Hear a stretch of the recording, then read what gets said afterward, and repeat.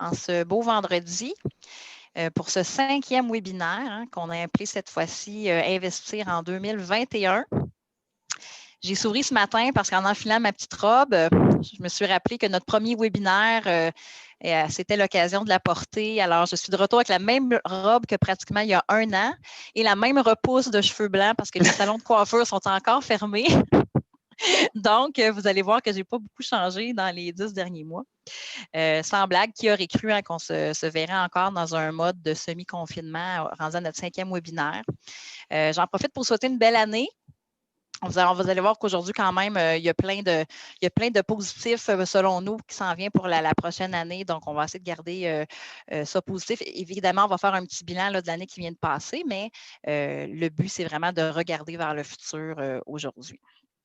Donc, je me présente pour les gens qui ne me connaissent pas. Mon nom est Sandy Lachapelle. Je suis planificatrice financière indépendante, présidente de La Chapelle Finance Intelligente et j'ai le bonheur d'organiser ces webinaires avec mes confrères, consoeurs de l'industrie, donc Mme Julie Gay de Services financiers Julie Gay. Bonjour. Et M. Francis Frappier, président de Finexia. Bonjour tout le monde. Donc, on va y aller comme un rondement. Je vais commencer par ma partie. Aujourd'hui, on va faire en fait 3 sections. Je vais vous faire un bilan de l'année 2020, un survol des marchés pour 2021. Ensuite, Francis va vous présenter le prêt REER, donc est-ce pertinent ou non de l'utiliser. Et puis, je vais terminer avec Julie qui va vous faire une présentation sur l'investissement responsable. Donc, si vous avez des questions, vous pouvez les envoyer avec l'outil chat. Et puis, à la fin, on pourra y répondre. Donc, on se garde une période de questions à la fin pour que les présentations se fassent assez rondement. Donc, je vais partager mon écran et commencer ma présentation.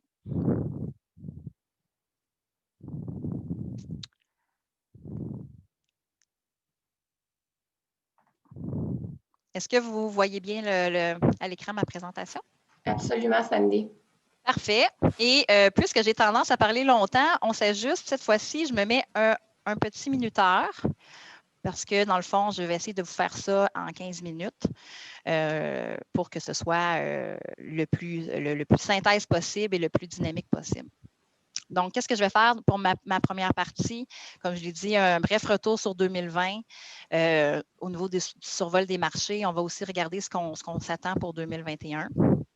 On va voir pourquoi c'est important en 2021 de profiter du contexte pour revoir votre plan d'investissement et on va se questionner à l'effet si c'est un bon moment pour devenir un investisseur boursier. Mise en garde légale, donc évidemment, cette présentation-là n'est pas un avis juridique, comptable professionnel, fiscal. Ce qu'on va parler, ce qu'on va vous donner, ce sont des données générales. Donc, évidemment, vous devez consulter des professionnels pour toute question précise. On vous mentionne également que les rendements passés ne sont pas garants du futur. Et je vous ai aussi indiqué mes sources. Ces présentations-là, vous pouvez toujours les demander également, on peut vous les fournir. Là. Donc, évidemment, je me suis servi des publications de plusieurs sociétés de placement comme Placement Mondial, CI, Manuvie, McKinsey, etc., etc. Donc, ce sont de l'information c'est de l'information qui est fiable et qui a été vérifiée. En fait, ma mise en garde la plus pratico-pratique, parce que là, vous comprendrez que ça, c'est l'aspect conformité, légalité que je vous ai présenté. Aujourd'hui, le but, ce n'est pas de faire de vous des investisseurs aguerris, autonomes. Donc, ce n'est pas un cours sur l'investissement. C'est vraiment un moment qu'on voulait prendre avec vous afin de vous aider à comprendre vers quoi s'en vont vos portefeuilles. Donc, vous travaillez avec moi, Julie, Francis, sur vos placements de façon générale. Donc, on veut vous aider à avoir un niveau de connaissance supérieur, à bien comprendre ce qui se passe dans vos portefeuilles. Mais évidemment, ce n'est pas une formation technique sur l'investissement, donc on ne fera pas de vous des investisseurs. Et une autre mise en garde, c'est que juste faire sûr, baisser les attentes. Si vous êtes ici en pensant qu'on va vous dire quel titre boursier acheter, ce n'est pas le cas non plus. Donc, ce n'est pas le but de la présentation. Et d'ailleurs, on n'a légalement pas le droit de faire ça. Donc, on n'est pas des courtiers en valeurs mobilières. Donc, on ne vous donnera pas le titre boursier à acheter ce mois-ci, la saveur du mois. Donc, ce n'est pas le but de la présentation. Ceci étant dit, 2020, quelle belle année. ce qui devait être la plus belle année de ma vie s'est transformé en une belle année, mais peut-être pas la plus belle. Au niveau des marchés, au début 2020, en fait, ça faisait déjà pratiquement 2 ans qu'on commençait à penser à un recul des marchés boursiers. Ici, au bureau, on avait dans le fond développé les portefeuilles modèles en fonction d'une baisse potentielle, mais tout le monde parlait à ce moment-là, au début de l'année, d'une possible récession aux États-Unis, de l'incertitude que pourraient emmener les élections américaines. On avait entendu parler de la COVID, mais on recevait plein de communications des sociétés de placement à l'effet que oui, la COVID, c'était tout à fait réel, mais que ce n'était pas la principale inquiétude à ce moment-là. Donc, finalement, bang, en février, l'arrivée du coronavirus en Amérique du Nord. Donc, c'est comme s'il fallait que ça arrive dans nos marchés pour que, puis qu'on se rende compte à quel point, dans le fond, ça devenait une pandémie et pas juste l'apparition d'un nouveau virus. Donc, vous aviez peut-être vécu un deuxième trimestre avec beaucoup d'émotions. On le voit encore une fois ici au bureau, on est capable de voir là, les connexions des clients à leur compte de pic en ligne. Et puis, évidemment, il y en a certains que ça faisait plusieurs années qu'ils n'avaient jamais été voir le solde de leur placement, mais là, soudainement, les visites étaient régulières. Donc, les gens s'inquiétaient. Est-ce que j'ai perdu de l'argent? Est-ce que je devrais vendre, etc. Donc, vous avez peut-être vécu cette émotion-là.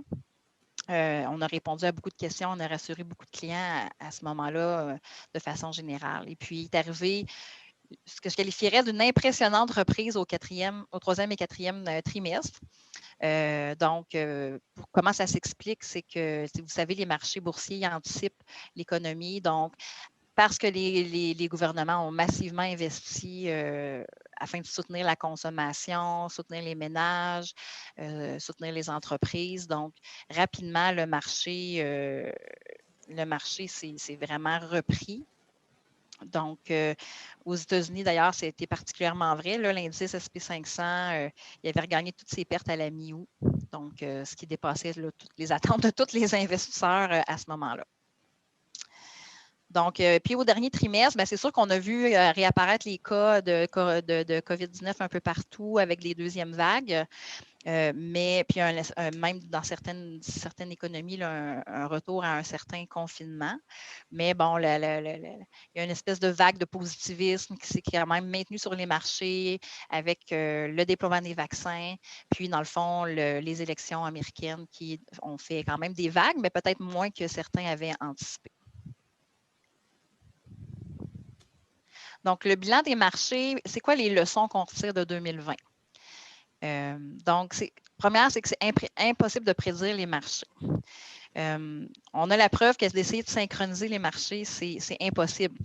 Je mets au défi n'importe qui dans la salle de lever la main en disant « Moi, je savais que le 23 mars, là, on avait atteint le creux, puis c'est vraiment le temps d'acheter, puis je vais faire beaucoup d'argent. » Donc, il y a beaucoup de gens même qui ont manqué le bateau parce qu'ils attendaient que tout portait à croire que ça allait baisser plus vite ou baisser plus longtemps. Mais finalement, dans le fond, les marchés sont remontés assez rapidement. Donc, plusieurs ont manqué le train de la reprise. Puis ceux qui ont vendu en mars l'année passée ont encaissé des pertes énormes. Donc, les deux autres leçons qu'il faut vivre avec ça, donc qu'il faut apprendre, qu'il faut retenir de ça, c'est qu'il faut apprendre à vivre avec la volatilité. Je vais vous apporter sur un site en espérant que ça fonctionne. Est-ce que ça a changé de présentation ou pas? Non, Sandy. Okay. Tu es toujours avec le bilan des marchés. Il faut juste que tu choisisses. Oui, alors je recommence. Voilà. Maintenant, est-ce que vous voyez mieux le tableau en vert? Absolument. Donc, ce tableau-là, pour moi, je l'ai inséré dans la présentation. Je vous enverrai le lien si ça vous intéresse, mais pour moi, il parle énormément de la nécessité d'apprendre avec la volatilité. Donc, il faut être à l'aise avec les montagnes russes dans les marchés maintenant. Si vous regardez en bleu ici, vous avez ce que, dans le fond, on a atteint comme creux en 2020. Et vous avez en vert l'écart avec le pourcentage de reprise par rapport au plus creux. Donc, c'est vraiment des yo-yo, peu importe les catégories d'actifs. Et dans le fond, pour moi, une autre belle leçon, c'est de rester investi. Donc, on le voit encore là au niveau des actions américaines ou des marchés émergents. Donc, oui, ça a baissé énormément au moment de la correction des marchés. Mais si on regarde, finalement, on a fini l'année de façon positive. Et donc, les gens qui ont été bien capables de gérer leurs émotions et qui sont restés investis en sont sortis gagnants. Je retourne à ma présentation.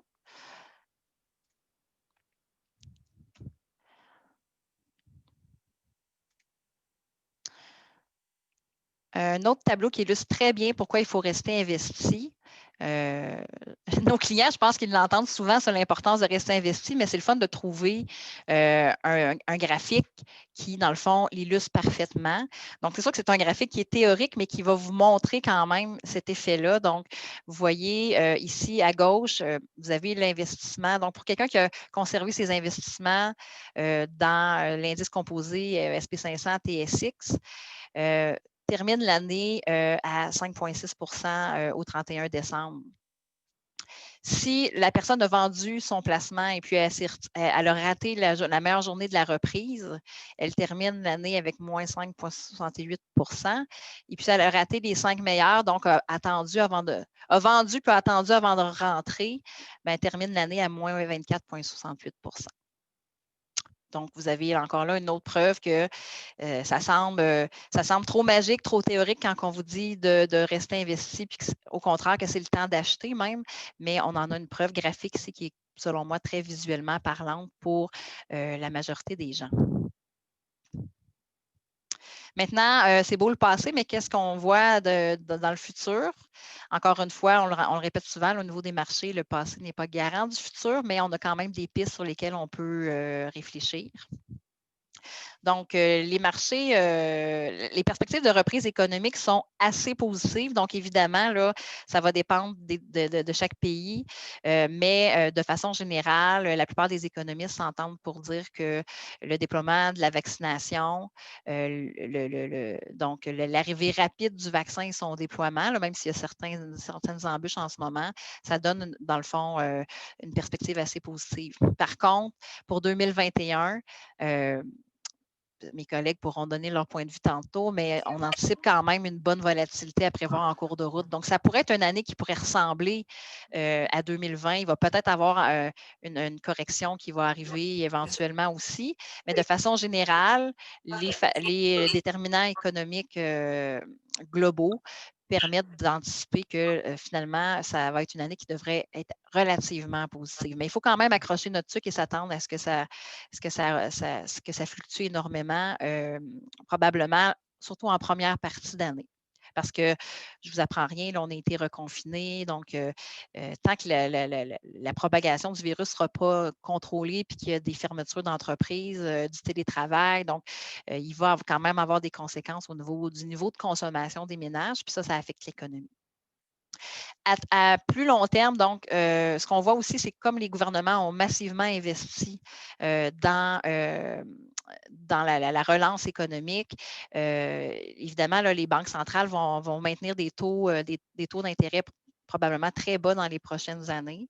La conséquence de ça, c'est qu'on ne peut pas s'attendre à énormément de rendement au niveau du revenu fixe.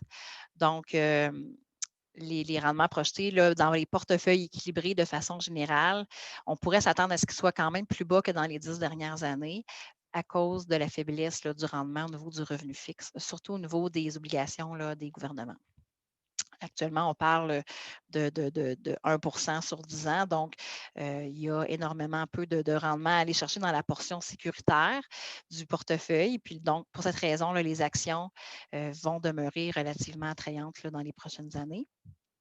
Et puis, on surveille les thèmes de l'investissement responsable, donc qui était une tendance lourde dans les dernières années, mais qui s'est vraiment accélérée en 2020. Julie va vous en parler tantôt. Autre chose pour 2021, donc, il y a beaucoup des...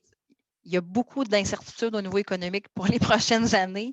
Donc, ça va être vraiment important pour les investisseurs de détenir une répartition d'actifs équilibrée là, dans les prochaines années. Même les investisseurs aguerris vont avoir de la difficulté à anticiper l'évolution des marchés. On ne sait pas encore tout à fait comment l'inflation là, va être affectée suite à la pandémie. Donc, évidemment, c'est sûr que selon moi, ça confère un avantage à la gestion active à ce niveau-là parce que tous ces éléments-là vont devenir de plus en plus complexes à prédire. Les mots-clés à retenir sont horizon long terme. Donc, si votre placement il est pour le long terme, encore là, vous pouvez être très optimiste parce que donc, on le voit qu'à long terme, il y a de la croissance qui est envisageable, surtout dans les marchés internationaux, marchés émergents. Donc, au niveau d'un portefeuille avec un horizon long terme, il n'y a pas vraiment d'inquiétude pour 2021. L'idée étant de maintenir la stratégie, les objectifs, puis d'ajuster votre portefeuille. Le plus grand dilemme va se retrouver au niveau des gens qui ont un profil très conservateur ou les gens qui ont un horizon de placement à très court terme qui voudraient faire de la spéculation. Donc là, d'une part, comme je vous ai dit, c'est plus difficile d'anticiper le marché en ce moment. Donc, la spéculation devient plus difficile.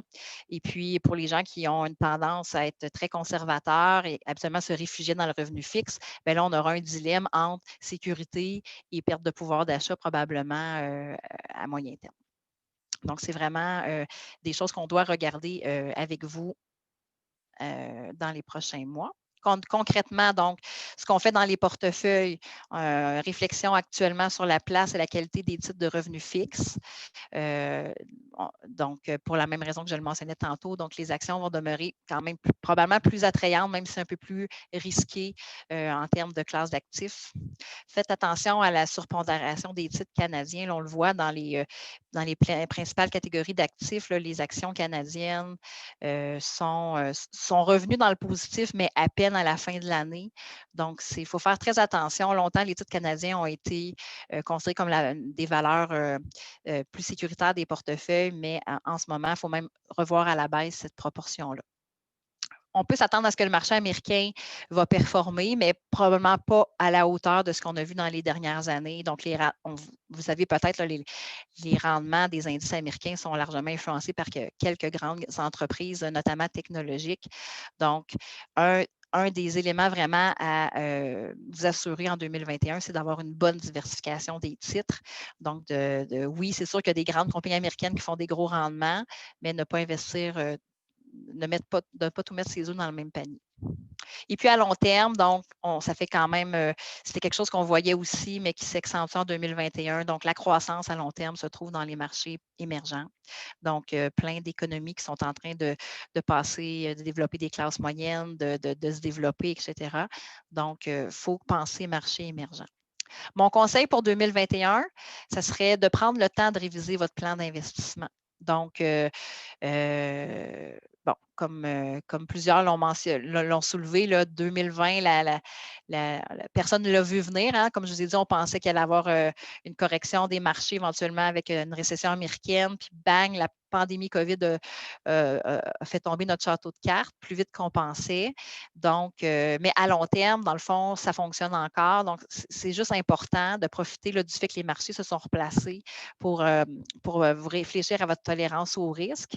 Ça faisait 10 ans que les gens disaient qu'il y avait une très grande tolérance au risque. Je pense que comment vous avez réagi au printemps devrait être un indicateur de est-ce que c'était une tolérance au risque qui était surestimé parce que dans le fond, ça faisait 10 ans que les marchés montaient puis on n'avait pas connu de descente de montagne russe. Donc, c'est peut-être voir comment vous êtes comporté en 2020 par rapport à ça va vous donner des indices. Quels sont mes objectifs, mon horizon de placement?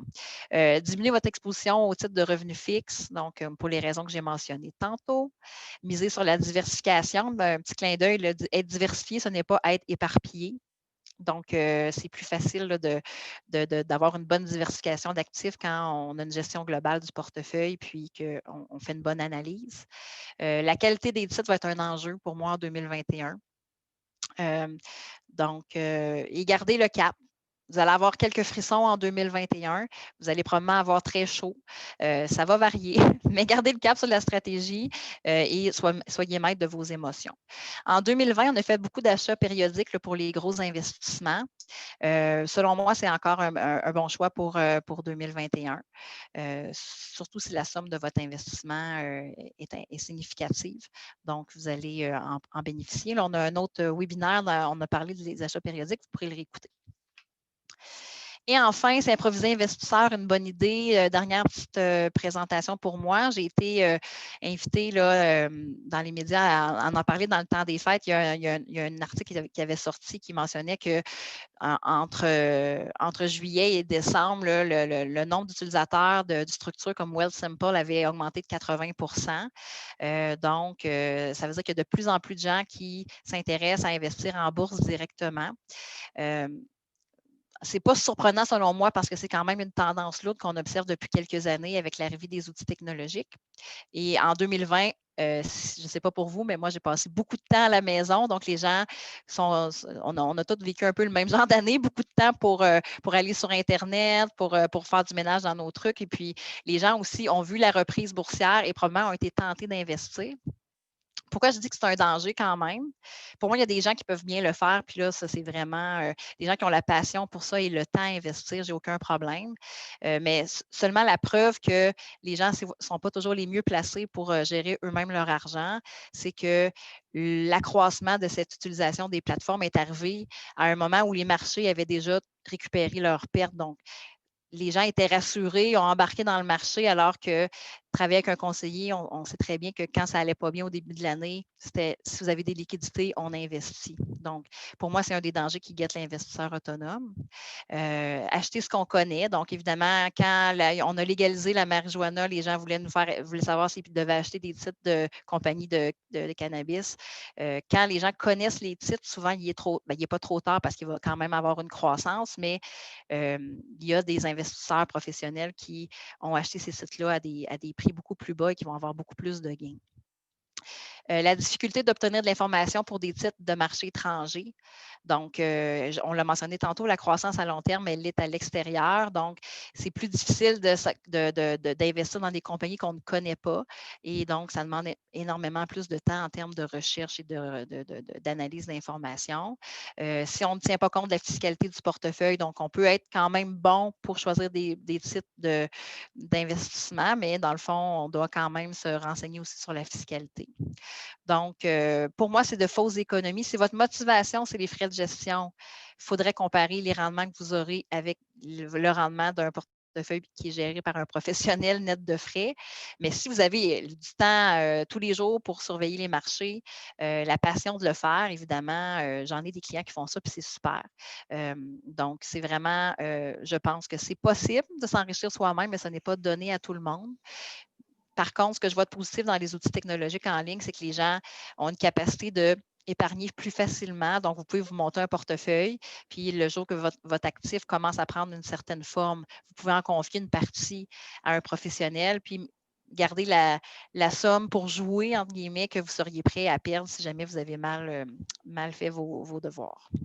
Donc, voilà, j'ai terminé en disant, c'est prouvé que les gens qui travaillent avec un conseiller accumulent presque 4 fois plus de patrimoine sur 15 ans. Donc, c'est sûr que c'est trop facile pour moi. Je suis un peu biaisée, j'aime mon travail, je vais le valoriser, mais on a quand même des sources, là, des recherches qui le confirment parce que pour plein de raisons, le fait qu'on soit moins émotif, etc. Donc, les gens vont avoir de meilleures habitudes d'investissement, de gestion de leur patrimoine s'ils travaillent avec un professionnel. Donc, en conclusion, je vais laisser la parole à mes amis, mes collègues. Je terminerai en vous disant que 2021, pour moi, c'est un exercice de gestion des émotions qui s'en vient. Donc, gardez le focus sur les objectifs, les stratégies, poser des questions, mais restez rationnel, restez concentré. Puis 2021 devrait quand même être une année qui va bien se passer. Donc, voilà, c'est tout pour moi. Je vais maintenant passer la parole à M. Francis Frappier pour sa présentation sur les prêts REER. Merci, Sandy. Très belle présentation. J'aime bien, tu as demandé notre opinion à nous deux dans ta présentation, entre autres. pour le futur également, la volatilité va toujours être présente justement avec les gens qui ont plus d'outils et tous les robots et les algorithmes. Je pense que ça va bouger. À chaque journée, on va connaître des records de plus en plus parce que les marchés bougent tellement vite. Les outils technologiques sont là pour faire réagir. On a juste à le voir justement, si les gens qui manquaient les 5 journées plus importantes, on le voit, il faut être présent, il faut être investi. Et tu as parlé beaucoup de fois de diversification et non d'éparpillement. Je donne souvent d'exemples à mes clients de dire, l'éparpillement, c'est d'aller faire son épicerie à 4 endroits. Je m'en vais chez IGA, au métro, Super C, Maxi, peu importe. C'est comme si on allait faire l'épicerie à 4 places. Puis peut-être, dès qu'on connaît plus ou moins ça, l'investissement, mais c'est comme si aux 4 places, on achète 4 fois des bananes. Peut-être que si vous allez faire un écœurant petit aigu de manger des bananes. Fait que c'est important de faire confiance, comme tu parlais de solution globale avec un conseiller de confiance. Bref, je voulais faire un petit aparté à ce niveau-là. Donc, moi, je vais vous parler de prêt REER, entre autres. Bien entendu, on va faire un rappel de ce qui est un petit peu le REER. Comme que Sandy mentionnait, mon but n'est pas que vous donniez des spécialistes. La présentation est bien en partage, Julie ou Sandy? Oui, on voit très bien ta présentation, Francis. Parfait, super. Donc, merci beaucoup. Donc, effectuer un prêt REER pour 2021. Bref, voici ce que je vais vous parler aujourd'hui. On va se tourner. Tantôt, on a fait ça. Elle est belle ta photo. Merci. C'est très apprécié. Ah bon, et voilà. Sauvé. Donc, un peu ce que je vais vous parler. Donc, je vais faire les REER en chiffres. On va bien entendu faire qu'est-ce qu'un prêt REER, comment il fonctionne avec les très grandes lignes. Comme je vous dis, consultez toujours votre professionnel, ça devient important pour les détails. On est là juste pour vous apporter de l'information, mais chaque cas est spécifique à vous-même, donc on personnalise vos données. Donc, l'importance d'un REER, ça sert à quoi? Les stratégies avec un prêt REER. On va revenir sur les courbes de la Ferrière. Si vous voulez plus de détails que ce que je vais faire, on a une super présentation. La dernière présentation, c'est Julie qui l'avait expliqué, je pense. Elle a fait une super de belle job. PCU, pour ceux qui l'ont reçu, donc de le prévoir et faire un retour très rapide des avantages du prêt REER. J'aime bien commencer avec une citation. Donc, je crains d'être grand, je ne crains pas d'être ingénieux. Le REER en chiffres, donc 18 %, c'est le chiffre à retenir. Donc, c'est 18 % du salaire admissible par année qu'on peut cotiser à notre REER. Par contre, ceux qui ont des facteurs d'équivalence, le petit FE sur la présentation, c'est ceux qui ont des fonds de pension. Et bien entendu, si on en a déjà cotisé dans l'année, ça vient réduire 18 % de ce salaire-là. Il faut faire attention, les hauts salariés ont un maximum de 27 230 $ au maximum pour le REER 2020. Il augmente d'une coupe de 100 $ pour 2021, c'est 27 580, je pense. Bref, on planifie 2020, donc on oublie encore un peu 2021. 2000, c'est le maximum excédentaire de cotisation à vie d'un REER. Donc, exemple, j'ai le droit de prendre 10 000 $ de REER. On pourrait cotiser 12 000 $ à ce moment-là, mais le 2 000 excédentaire ne pourra pas à ce moment-là être déduit immédiatement et il n'y aura pas d'impôt suite à ce montant-là. Par contre, si on le dépasse, il pourrait y avoir des pénalités. Donc, à faire attention de ne pas dépasser, de bien regarder vos avis de cotisation. 60 premiers jours de l'année qu'on peut cotiser pour aller sur l'année précédente. Donc, on a jusqu'au 1er mars cette année 2021 pour notre rapport d'impôt 2020.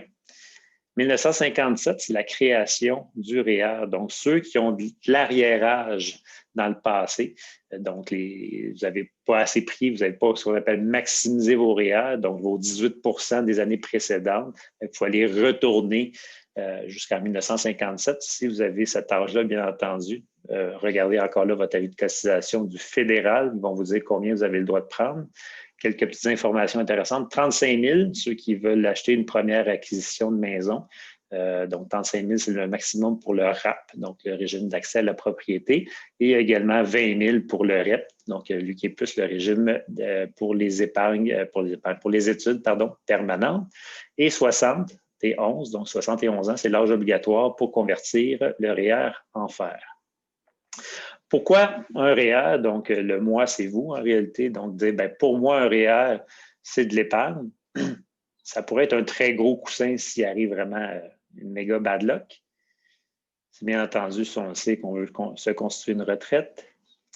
C'est un abri fiscal. Un abri fiscal, c'est simplement qu'on ne paye pas d'impôt durant le temps que c'est investi. Dans le cas d'un REER, c'est un report d'impôt. Donc, on va repayer de l'impôt plus tard. On a les études avec le REP, l'achat de la première maison avec le RAP. Il y a des nuances, là, ceux qui veulent racheter, se sont séparés ou peu importe, là, où ils veulent acheter une maison.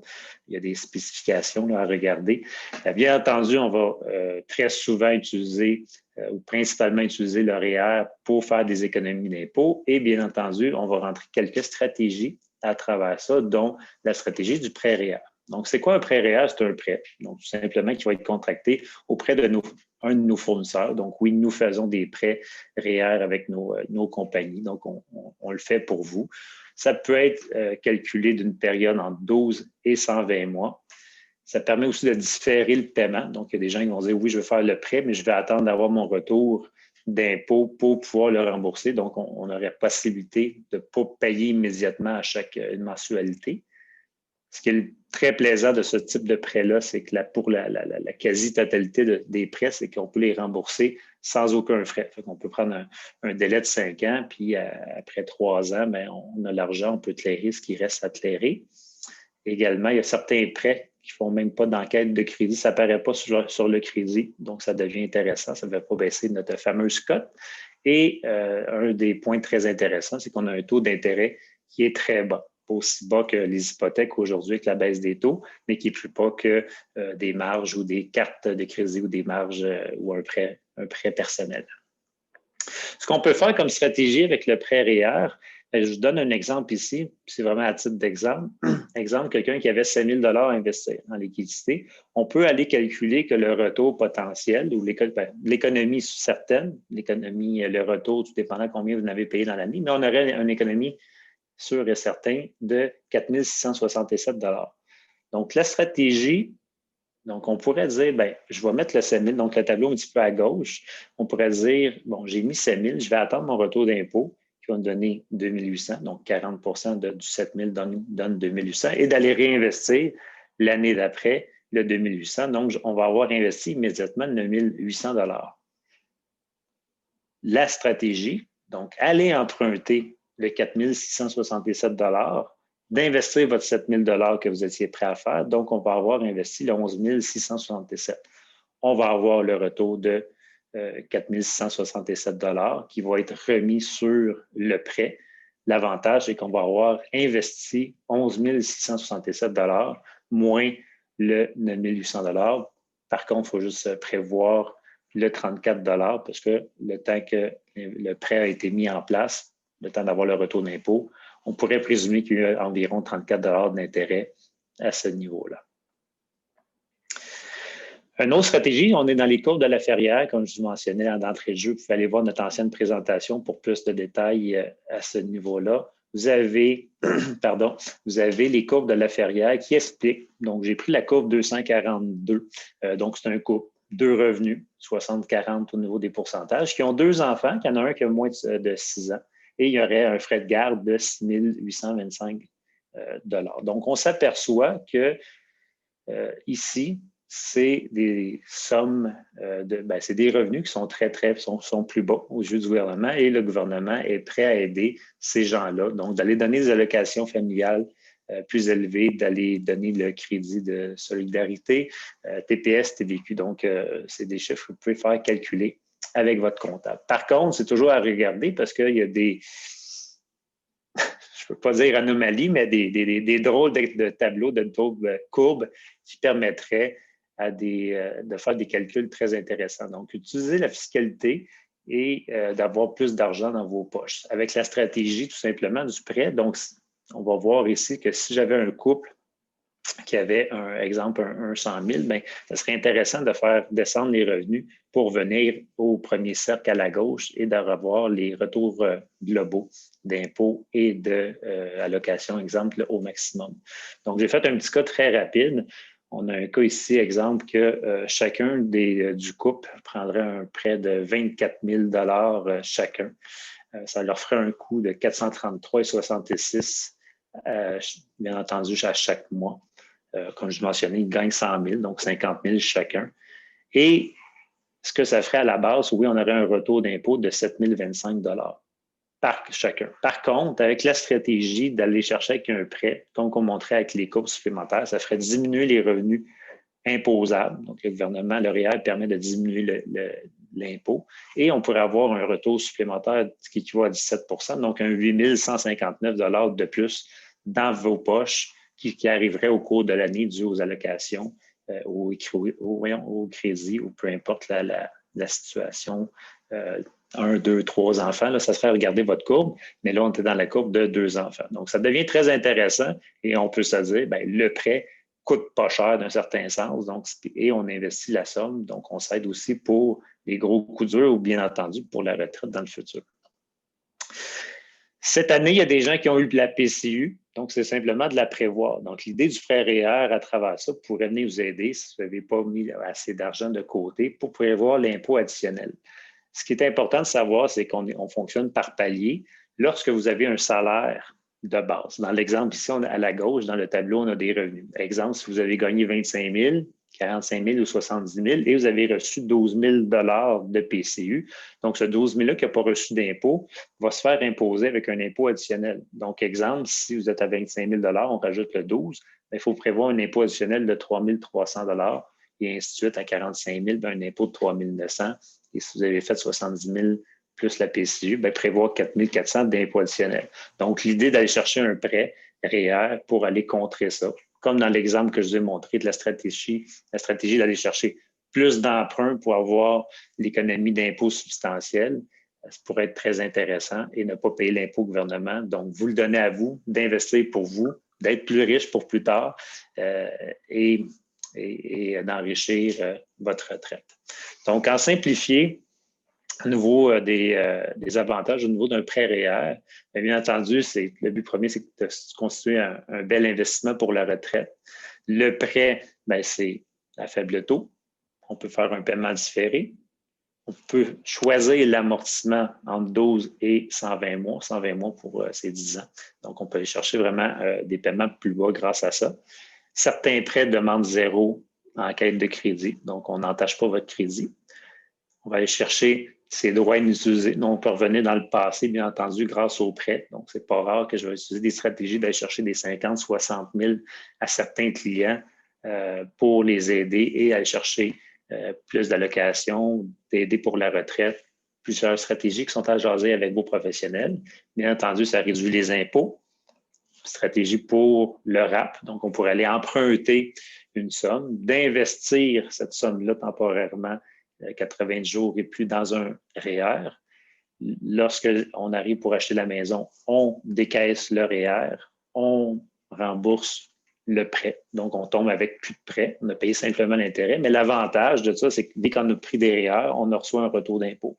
Donc, si on reçoit, exemple, un retour de 10 000 parce qu'on a pris 35 000 de REER pour acheter notre maison, mais ça fait un 10 000 accessible de mise de fonds, payer le notaire au niveau de l'achat de la maison. Par la suite, on a 2 ans de sursis et il faut rembourser le RAP sur 15 ans. C'est la même stratégie avec le retour aux études, avec le REP. Par contre, il faut le rembourser, lui, dans une période de 10 ans. Comme je mentionnais, avec les stratégies, on fait augmenter aussi les crédits, les allocations de programmes gouvernementaux. Et bien entendu, ça dépend comment on veut faire la stratégie, mais lorsqu'on reçoit un retour d'impôt, donc un remboursement d'impôt, il y a des gens qui vont épargner plus. Donc, le retour, ils vont l'épargner de nouveau, soit rembourser une dette, faire des rénovations ou partir en voyage bientôt. On s'entend bien entendu avec la situation du COVID, c'est un petit peu moins facile. Donc, souvent, ce que je dis à mes clients, c'est prends-toi un prêt REER ou prends-toi des REER, tes rénovations ou ton voyage vont être payés par le gouvernement. Donc, en gros, c'est pas mal ça. Donc, n'hésitez pas à écrire vos questions. On va y répondre après notre présentation. Sur ce, je repasse le flambeau à notre cher ami Julie. Julie. Oui, je cherchais. Ben, en même temps, tu sais, un homme faire deux choses. Tu as ta présentation pour te présenter. Bref, ma chère Julie, je te présente. Vas-y avec ta belle présentation au point de vue de l'investissement responsable. Oui, merci bien, Francis. Donc, je vais partager mon écran.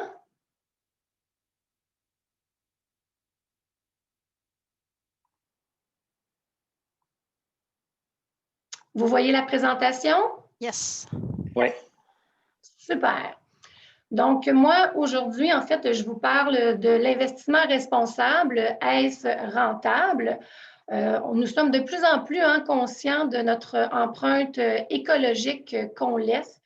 Est-ce que vous êtes de ces investisseurs qui se soucient de l'impact de leur placement sur l'environnement ou peut-être même sur la société en général?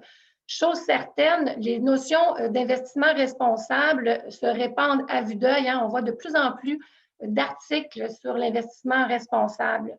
Et il est faux de penser qu'il faut sacrifier du rendement quand on parle d'investissement responsable. En fait, c'est le contraire qui se produit. Et en tant que spécialiste en investissement responsable, je suis convaincue qu'elle apporte une valeur ajoutée au portefeuille des investisseurs. Donc aujourd'hui, c'est un petit peu, ce midi, mon objectif, c'est de vous sensibiliser à l'investissement responsable. Donc, commençons d'abord par une petite définition. L'investissement responsable, en fait, c'est une approche, une philosophie qui, en plus de tenir compte des critères financiers habituels pour évaluer les entreprises, elle intègre en fait les critères environnementaux, sociaux et de gouvernance, qu'on va appeler les facteurs ESG, dans le processus de placement. Donc, il y a plusieurs stratégies qui peuvent être utilisées quand on parle d'investissement responsable, mais aujourd'hui, je vais me concentrer sur les facteurs ESG. Alors, quels sont les facteurs ESG? Eh bien, nous avons le E pour le facteur environnementaux, qui est probablement le facteur le plus connu. Donc, c'est-à-dire l'énergie consommée par une société, les déchets qu'elle produit. Le E tient également compte des émissions de carbone, des changements climatiques. Donc, on a également le S pour les facteurs sociaux, donc c'est-à-dire les relations que la société entretient avec la population, mais aussi sa réputation qu'elle a avec la société. Donc, on peut se poser la question, est-ce que les employés, les clients, la population sont traités correctement quand on parle des facteurs sociaux? Le G, lui, quant à lui, c'est les critères de gouvernance, c'est-à-dire les pratiques et les systèmes internes de contrôle.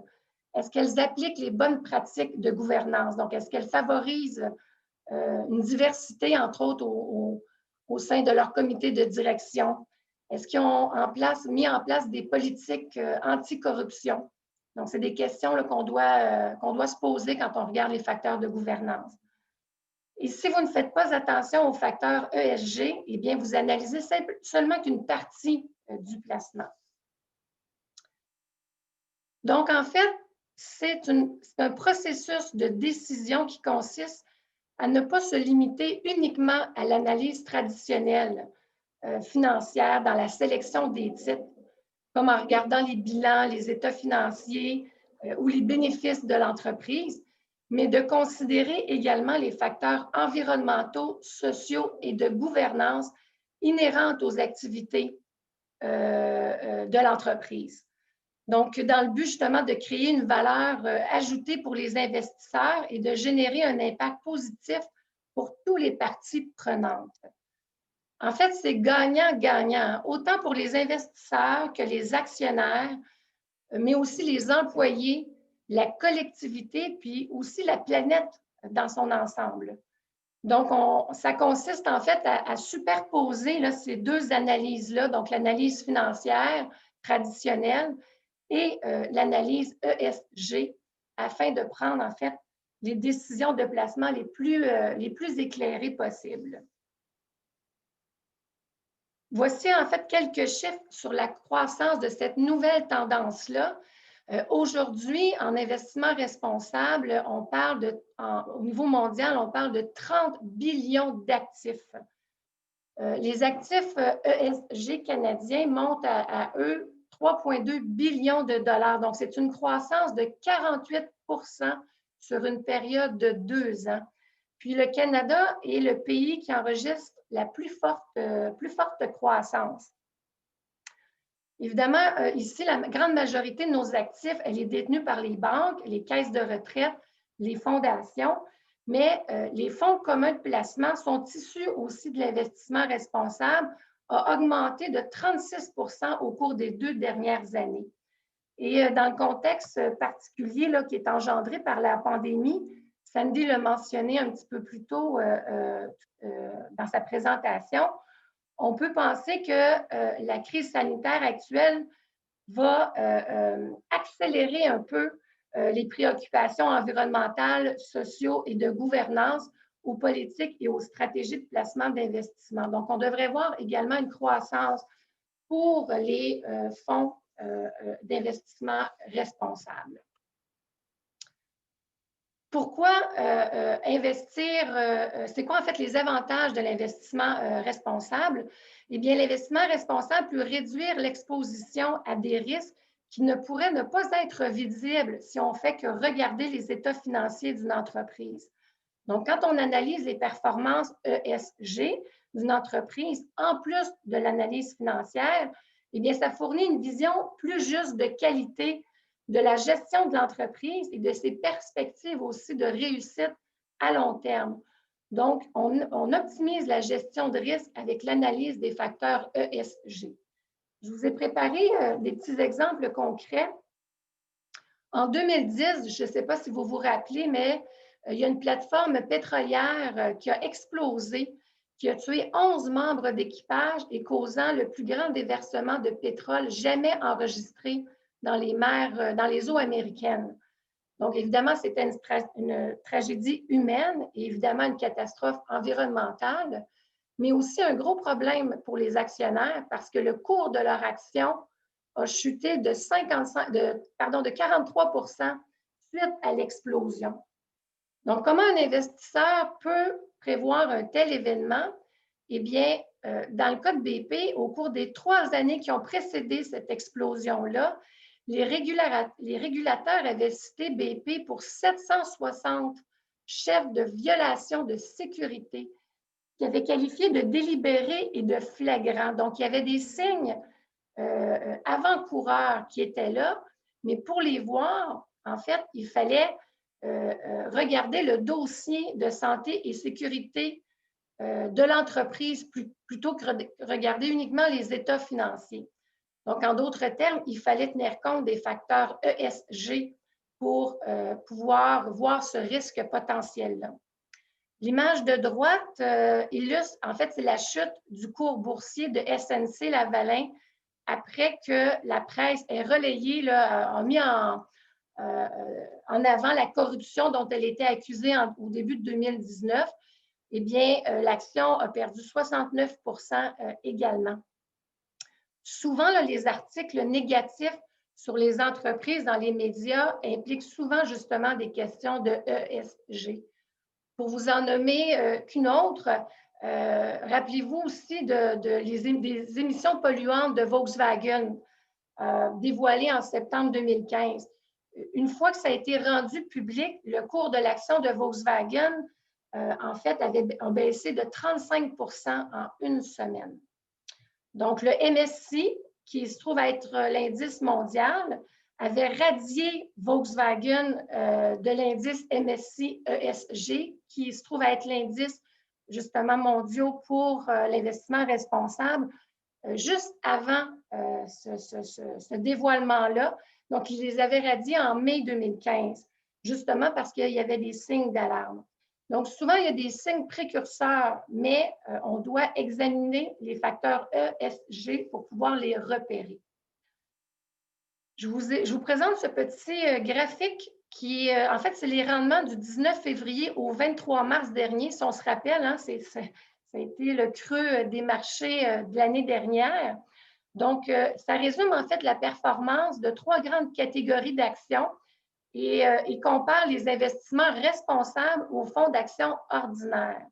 Donc, on peut conclure que d'intégrer les facteurs ESG dans la sélection des titres aide à réduire ou à faire en fait une meilleure gestion du risque. Parce que vous constatez que dans un marché très volatile, comme on a connu du 19 février au 23 mars, les fonds investis de façon responsable ont perdu un petit peu moins. Un autre avantage de l'investissement responsable, eh bien, c'est d'améliorer la performance financière à long terme en repérant des occasions de croissance. En 1800, on était 1 milliard d'humains sur la Terre.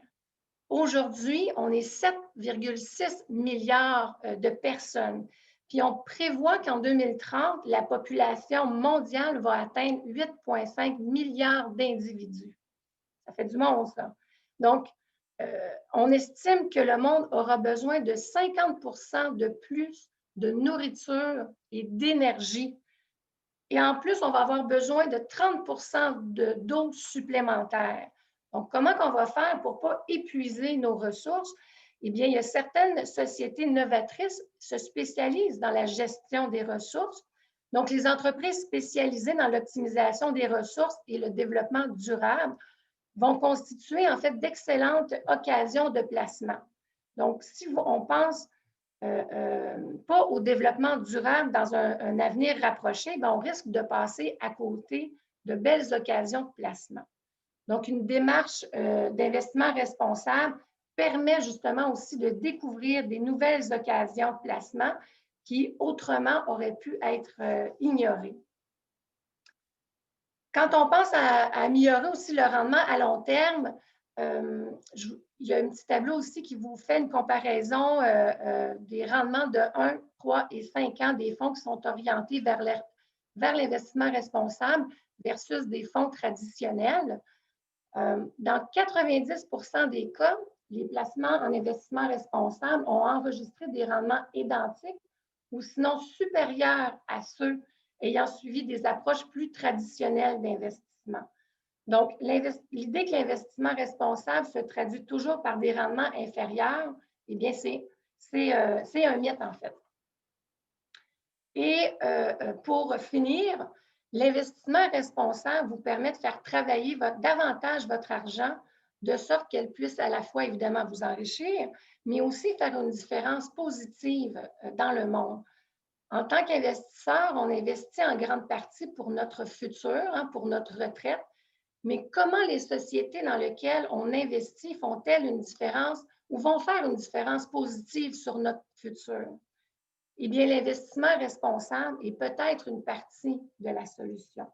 Donc, en combinant l'approche traditionnelle à l'analyse des facteurs ESG, on fait une meilleure gestion du risque et on offre des nouvelles occasions de placement.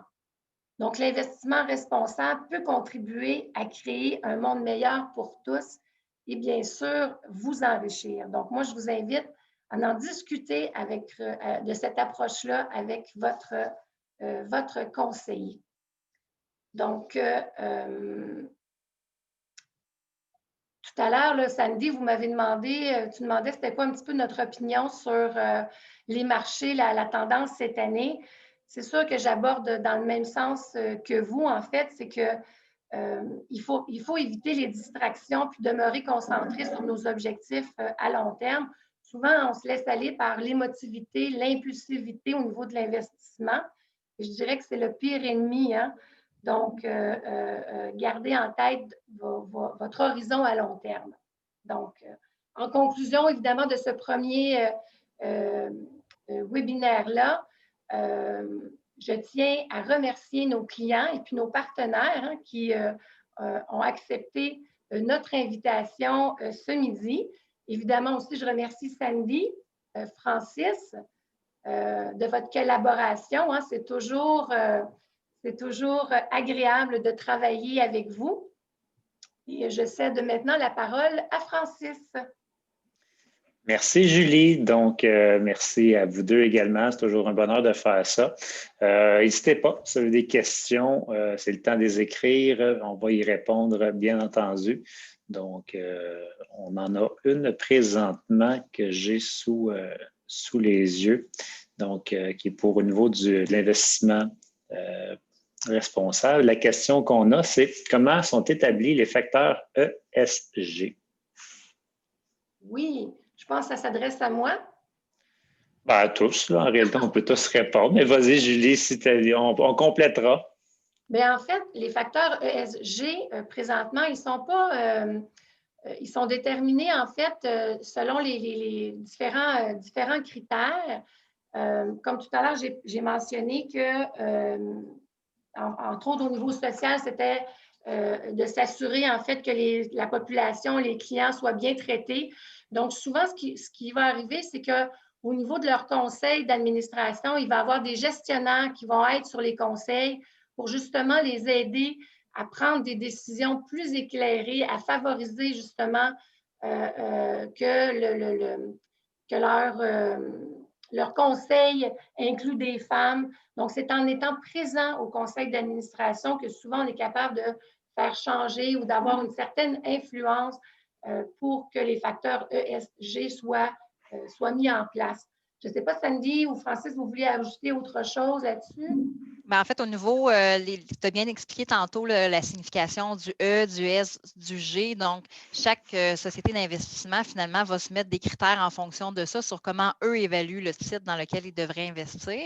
Puis, peut-être mentionner que il y a différentes approches. Donc, il y a l'approche d'inclusion des facteurs ESG, puis l'approche d'exclusion. Donc, peut-être une piste aussi éclairante à regarder dans les choix d'investissement, c'est qu'il y a certaines compagnies de placement, par exemple, avant d'investir dans un titre de compagnie, ils vont regarder les critères ESG. Et puis, si la compagnie, dans le fond, ne répond pas suffisamment à des standards élevés dans le ESG, vont simplement ne pas investir dans cette compagnie-là. Donc, on parle d'exclusion des facteurs ESG avec les facteurs ESG. Et dans d'autres cas, on va parler qu'on va favoriser finalement à analyse financière intéressante entre deux compagnies. On va prioriser toujours celles qui ont une meilleure cote au niveau des critères ESG. Parfois aussi, les sociétés d'investissement, si dans le fond, entre deux compagnies, ils hésitent puis qu'ils trouvent qu'il y en a une des deux, que le niveau ESG n'est pas assez élevé, ils vont investir avec des conditions. Donc, c'est là que Julie vient de dire, ils vont demander à ce qu'il y ait des représentants de la compagnie de placement qui soient au conseil d'administration pour influencer une meilleure gouvernance, influencer des meilleurs choix environnementaux, mettre en place des programmes ou investir dans des projets spécifiques qui ont un impact dans la communauté. Donc, oui, ça se peut que McDo, par exemple, pourrait faire partie d'un fonds d'investissement responsable, même si ça peut sembler contre-intuitif, mais c'est parce que, dans le fond, à ce moment-là, ça serait un fonds qui probablement voudrait influencer les choix de la compagnie en mettant en œuvre différents programmes qui vont favoriser le ESG. Donc, c'est sûr que c'est très sommaire comme explication qu'on vous donne, mais je vous invite à poser vos questions à Julie, Francis ou moi, là, dépendamment de qui est votre conseiller. On pourra en parler davantage en un à un. Ouais, je compléterais là-dessus, c'est ça. En réalité, oui, c'est une liste de critères. Il y a un score sur 100. Ça donne un chiffre et de là, c'est là que vous pourrez avoir les différences. Et je vais faire une aparté importante entre le ESG et l'investissement responsable. Mais il y a aussi des entreprises spécialisées, des gestionnaires spécialisés qui vont être juste uniquement au point de vue des investissements responsables. Donc, c'est sûr que ESG et investissement responsable, il y a une différence aussi à ce niveau-là. Comme on dit, un McDo même pourrait être un ESG, mais probablement ou très fortement, ce ne serait pas un investissement responsable. Bref, avoir les critères. Je n'ai pas regardé McDo, je ne l'ai pas analysé, mais ces firmes-là spécialisées, ces gestionnaires-là spécialisés sont capables de faire la distinction. Et s'il y a des gens qui veulent vraiment d'être investissement responsable, donc que ça soit 100% vert, toujours dans une optique que l'entreprise a été créée pour ça, il y a moyen de le faire également. Oui, mais en fait aussi, Francis, ce que je peux rajouter, c'est qu'il y a plusieurs stratégies à l'investissement responsable. Tout à l'heure, Sandy l'a mentionné, il y a l'inclusion, l'exclusion, stratégie d'impact. Aujourd'hui, j'ai vraiment plus focusé là, sur les facteurs ESG, mais évidemment, c'est beaucoup plus large que ça, en fait. Donc, informez-vous là, si c'est quelque chose qui vous intéresse. Je ne sais pas pourquoi j'ai pris l'exemple de McDo, mais d'après moi, c'est parce que j'ai vraiment faim. C'est le premier nom qui m'est venu à l'esprit. Donc, je trouve ça assez cocasse. Je cherchais un exemple, puis c'est le McDo qui m'est apparu. Ouais. Donc, merci tout le monde. Ça va être tout pour aujourd'hui. Évidemment, les questions, gênez-vous pas là, en tout temps. Appelez-nous. C'est le temps des REER. On va se parler bientôt. Puis, on est toujours content de vous retrouver en live, en bon français. On va aussi diffuser le webinaire sur Internet, donc sur YouTube, si vous voulez le réécouter ou le partager à des membres de votre famille, des collègues, des employés. Gênez-vous pas. Dans le fond, notre objectif, c'est de communiquer avec nos clients, mais c'est aussi de faire notre contribution là, pour l'éducation financière. Donc, on vous invite à partager. Sur ce, je vous souhaite une belle fin de semaine. Puis, essayer de profiter du plein air. Ce qui nous reste à faire cet hiver, c'est de profiter de la nature. Donc, je vous invite à sortir de la maison. Merci beaucoup pour les présentations intéressantes. Merci. Merci, Mme Bernier.